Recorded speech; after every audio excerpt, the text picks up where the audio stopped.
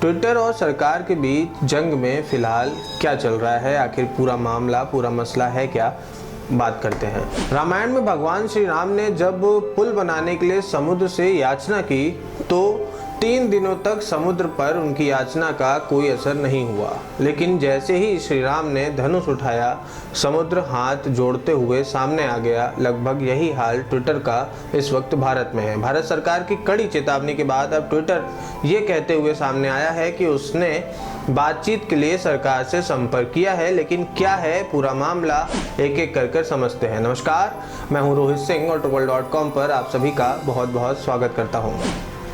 1 फरवरी को भारत सरकार ने किसान आंदोलन से जुड़े 257 ट्विटर अकाउंट की लिस्ट ट्विटर को सौंपी थी। इन अकाउंट्स पर भड़काने वाले ट्वीट्स और हैशटैग चलाने के आरोप थे।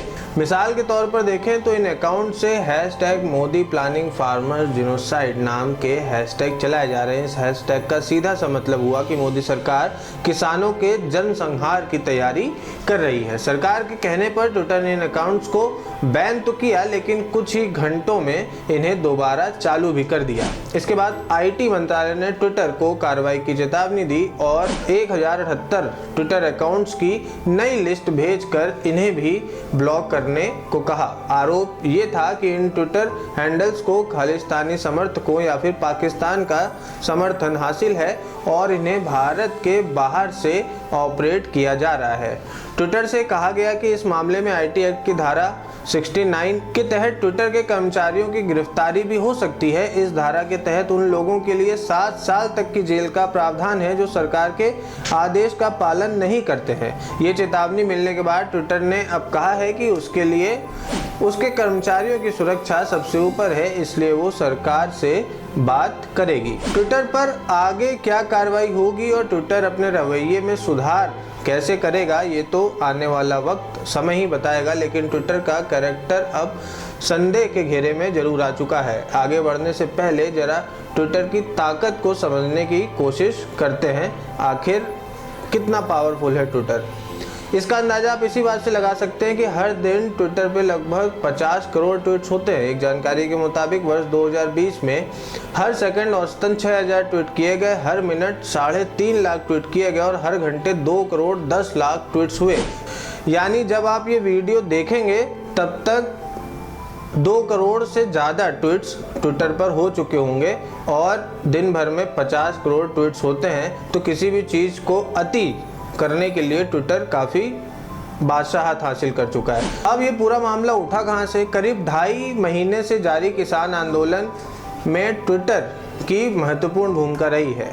ट्विटर ने अपने प्लेटफॉर्म से मनमानी भी की और ट्विटर के प्लेटफॉर्म से लोगों ने भी अपनी मनमानी की। अब एक महत्वपूर्ण बात यह भी है कि यदि ट्विटर संदेह के घेरे में है तो न केवल भारत के लिए बल्कि पूरी दुनिया के लिए ये फिक्र की बात है। किसान आंदोलन के दौरान ट्विटर पर ऐसे विचारों को बढ़ावा देने के आरोप लगे जो सीधे तौर पर भारत को बदनाम कर रहे हैं। जाहिर है दुनिया का कोई भी सोशल मीडिया प्लेटफॉर्म खुद को भारत के कानून से ऊपर नहीं समझ सकता।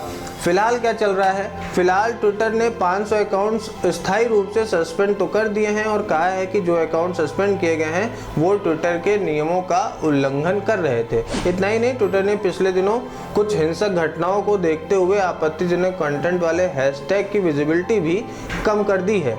हालांकि इन सब से भारत की एकता और अखंडता पर कितना प्रभाव पड़ेगा और ये कितना ज़्यादा कारगर साबित होगा, ये बात मायने रखने वाली है।